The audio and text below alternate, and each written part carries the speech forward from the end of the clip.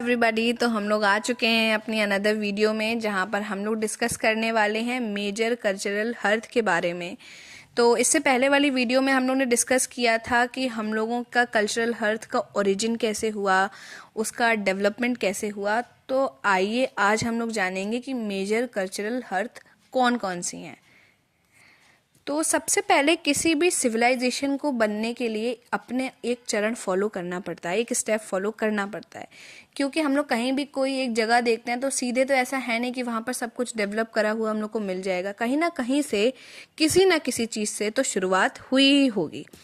तो आइए इन स्टेप्स को हम लोग जानते हैं कि किस स्टेप से हम लोगों का वहाँ का सिविलाइजेशन बना। सबसे पहले तो जोग्राफिकल टर्म्स में बात करी जाए तो फेवरेबल जोग्राफी होनी चाहिए। आप देखते हैं कि आप कहीं भी अगर ठहरते हैं तो आपको चाहिए होता है कि आपको एक अच्छा शेल्टर मिले, आपको फूड मिले, आपको पानी मिले, बेसिक चीज़ें तो मिले ही मिले। वही यहाँ पर है कि रिवर वैलीज होनी चाहिए, एलुवियल सॉइल होगी तो आप लोगों का क्या है, एग्रीकल्चर हो पाएगा आसानी से। फिर फर्दर मूव करते हैं डोमेस्टिकेशन पे। हम लोग को लैंड मिल गया है, सब कुछ हो गया, हम लोग डोमेस्टिकेशन कर रहे हैं। हम लोग क्या करेंगे, हम लोग वहाँ पर पशु पक्षियों को पालेंगे, हम लोग वहाँ पर अपना एग्रीकल्चर स्टार्ट करेंगे। उसके बाद सरप्लस की बारी आती है कि हम लोगों ने उत्पादन अपने खाने भर का तो किया ही, साथ में लोगों को देने लायक कर लिया। ठीक है, उसके बाद बारी आती है स्पेशलाइजेशन की। कहते हैं ना कि करते करते काम में आपको स्पेशलाइजेशन आता है। तो आपने तो वो काम कर लिया, अब वो व्यापार है या कोई भी चीज़ है वो बढ़ गई है आपके, तो आपको लोगों की आवश्यकता पड़ेगी। लोग काम के ज़रिए आपके पास आएंगे और वहाँ पर रुकने लगेंगे, ठहरेंगे, तो वहाँ की एक सभ्यता बनेगी आपकी। और इसी तरीके से ये सिविलाइजेशन हम लोगों की बन जाती है। तो कहते हैं ना कि कोई एक सिविलाइजेशन को हम लोग याद करते हैं, ये इस चीज़ में अच्छी थी, ये वो उस चीज़ में अच्छी थी, तो उनको एक स्पेशलाइजेशन हो जाता है। तो ऐसे इन चरणों से बनती है हम लोगों की सिविलाइजेशन।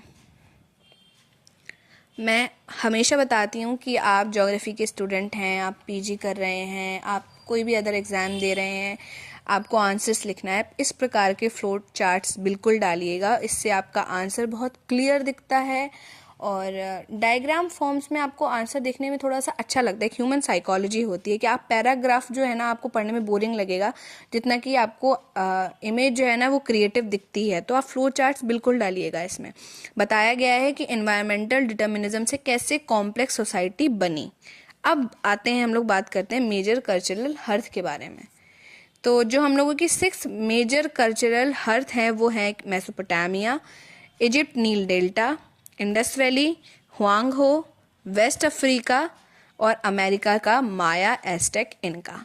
आइए इनको हम लोग फर्दर और स्टडी करते हैं इनके बारे में। सबसे पहला है मेसोपोटामिया। मेसोपोटामिया जो है हम लोगों का वो सबसे ओल्डेस्ट कल्चरल हर्थ माना जाता है। और इसकी लोकेशन की बात करी जाए तो between the tigris river and Euphrates river के ये लाई करता है। फर्टाइल क्रिसेंट है, देख रहे हैं आप लोग, दोनों तरफ इसके रिवर हैं, तो एक फर्टाइल एरिया हो गया हम लोगों का।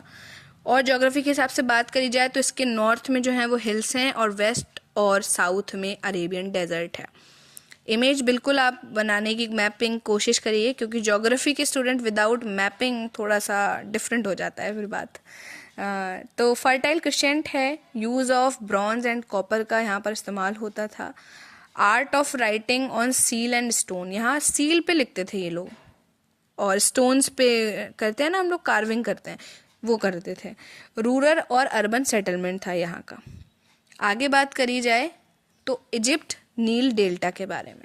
ज़्यादातर जो आप देख रहे होंगे कि यहाँ पे बेसिक जो है वो पानी, फर्टाइल लैंड, तो एग्रीकल्चर पॉसिबल हो पाएगा, लोग बहुत सारे एक साथ रह पाएंगे, चीज़ें करना डुएबल हो जाती हैं थोड़ी। तो इसमें अगर हम लोग बात करें यहाँ की ज्योग्राफी के बारे में तो Egypt located between Cairo and Aswan cities separated by Nile river. Fertile alluvial soil है यहाँ पर, फॉरेस्ट एरिया है नदर्न और वेस्टर्न पार्ट में, plenty of fresh water fish पाई जाती हैं यहाँ पर, और हाईली स्किल्ड जो है आर्किटेक्चर है, और पॉलीथीस्ट हैं यहाँ के लोग, कई देवताओं में मानते हैं, कोई एक विशेष देवता नहीं है, सब देवताओं को मानते हैं। बात आती है इंडस वैली सिविलाइजेशन की हम लोगों की। तो इंडस वैली में जो है Hindu Kush and Sulaiman mountain ranges separated the Euphrates and Tigris valley from Indus. तो जो ये माउंटेन रेंजेस हैं ये हम लोगों की डिवाइड करती हैं यूफ्रेट्स रिवर और हम लोगों की इंडस वैली सभ्यता को। यहाँ पर जो है बार्टर सिस्टम ऑफ इकोनॉमी बहुत चलता था। बार्टर के बारे में एक शॉर्ट ओवरव्यू दे देती हूँ आपको। जैसे आज के ज़माने में हम लोग मनी के द्वारा आदान प्रदान करते हैं चीज़ों का, पहले के ज़माने में जो है ना सामान के थ्रू करते थे कि मैंने आपको कुछ अपना थोड़ा सामान दे दिया, उसके बदले में आपने मुझे सामान दे दिया। तो पैसों का उपयोग नहीं हो रहा है, चीज़ों को लेके ही चीज़ों का आदान प्रदान होता था बार्टर सिस्टम में। फिर बारी आती है कि ये वास्ट एलुवियल ट्रैक्ट है।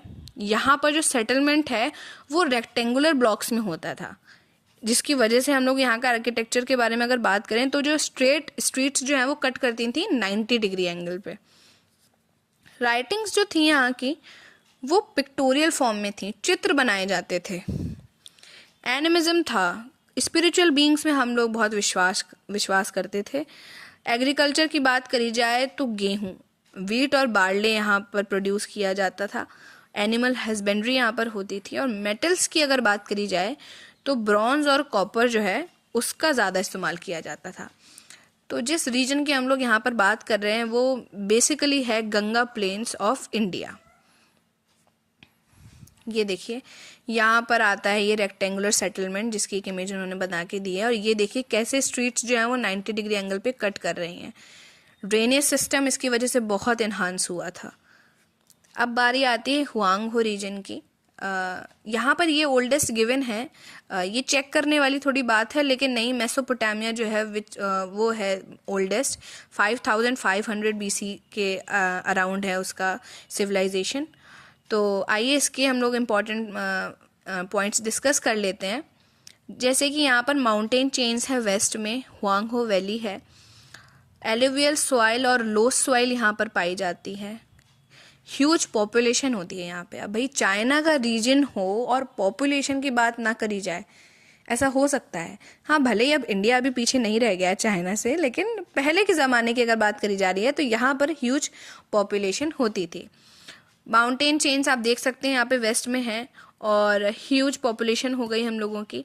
साथ ही साथ स्टेपल क्रॉप अगर देखी जाए तो यहाँ पर राइस हुआ करती थी। और ग्रेट वॉल ऑफ चाइना जो आर्किटेक्चर का हम लोगों का अभी तक माना जाने वाला जो चीज़ है, तो उसको तो बिल्कुल भी नहीं भूल सकते हम लोग।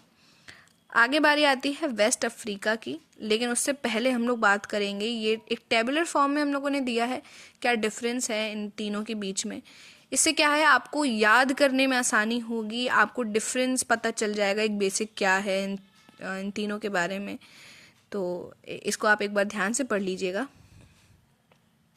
अब बारी आती है हम लोगों के 5th कल्चरल हर्थ की, जो कि है वेस्ट अफ्रीका। जहाँ पर मेजर जो ट्राइब पाई जाती है यहाँ पर वो बंटू ट्राइब पाई जाती है। थिक फॉरेस्ट कवर है यहाँ पे, क्योंकि आप अफ्रीका रीजन देखते हैं जो कि मोस्टली ट्रॉपिकल रीजन में पाया जाता है, तो फिर फॉरेस्ट की तो बात कहनी ही नहीं चाहिए।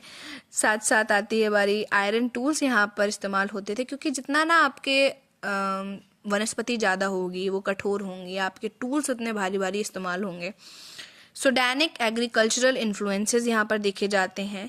और थिक फॉरेस्ट कवर जो है ये एक बेसिक पॉइंट है इस एरिया का, जिसको आप बिल्कुल बिल्कुल नहीं भूलिएगा। आगे चलते हैं हम लोग लास्ट वन, जो कि है मीज़ो अमेरिकन एंडीज़ का पार्ट, जिसमें हम लोग बात करते हैं माया, एस्टेक और इनका की। ये डायग्राम आपको दिखाया गया है, जो कि बेसिकली सेंट्रल अमेरिका और नॉर्थ लैटिन अमेरिका कह सकते हैं इसका पार्ट है। यहाँ पर मेज जो है वो स्टेपल क्रॉप थी और एनिमिज्म था। यहाँ पर ह्यूज स्टोन टेम्पल्स यहाँ बनाए गए थे। और यहाँ के भी अगर ड्रेनेज सिस्टम की बात करी जाए तो काफ़ी अच्छा यहाँ पर भी ड्रेनेज सिस्टम था।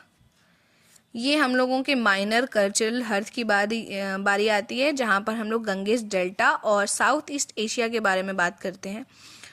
ये माइनर है तो उसके बारे में ज़्यादा कुछ तो नहीं नॉलेज दे पाएंगे, लेकिन हाँ आप लोकेशन के हिसाब से, एनवायरनमेंट के हिसाब से अपने हिसाब से इनको कोट कर सकते हैं। तो ये था एक मेजर कल्चरल हर्थ का टॉपिक हम लोगों का, जो कि कंप्लीट हो चुका है।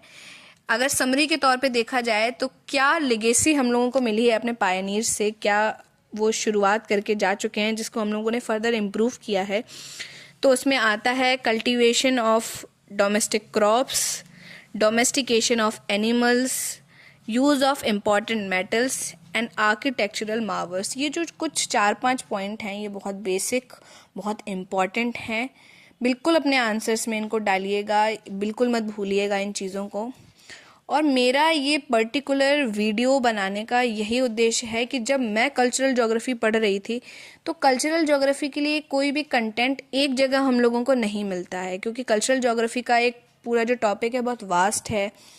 बाकी ज्योग्राफी की अगर बात करी जाए तो हम लोगों को फिर भी कंटेंट मिल जाता है, लेकिन इसमें तो ये सारा मैंने कई सोर्सेज से रेफ़र करके अपने नोट्स बनाए थे जो मैं आपको दे रही हूँ अभी।